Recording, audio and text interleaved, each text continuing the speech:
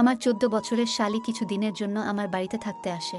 আমি যাকে বাচ্চা ভাবছিলাম সে তো পুরো আগুন ছিল। আমার বউ হাসপাতালে ছিল, তার মা ও তার সাথে ছিল। সেই জন্য আমার শাশুড়ি আমার শালিকে আমার বাড়িতে রেখে যায়।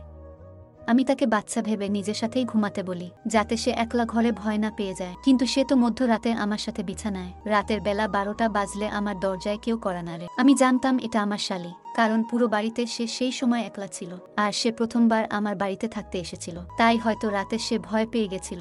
যখনই আমি দরজা খুলি আর যা দেখি তাতে আমার হুঁশ উড়ে যায়। সে ছোট একটা নাইটি পরে আমার সামনে দাঁড়িয়েছিল। আমাকে দেখেই সে বলে, আদর্শ ভাই, তোমার বাড়িতে আমার খুব ভয় লাগছে। আমি কি রাতে তোমার সাথে থাকতে পারি?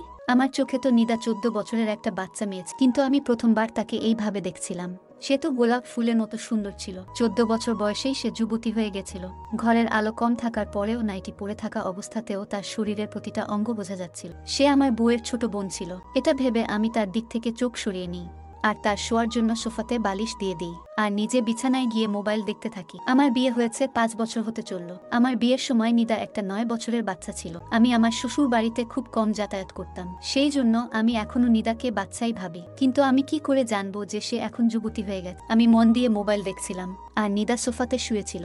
রাতে মোবাইলের মধ্যে ও এমন কিছু জিনিস চোখে পড়ছিল যেগুলো দেখে আমি নিজেও উত্তেজিত হয়ে পড়ছিলাম। আমি রাতে জিজ্ঞাসা করি, কোনো সমস্যা নেই তো?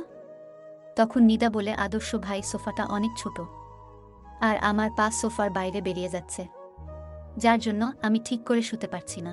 নিদার কথা শুনে আমি বলি, ঠিক আছে, তুমি বিছানায় চলে এসো।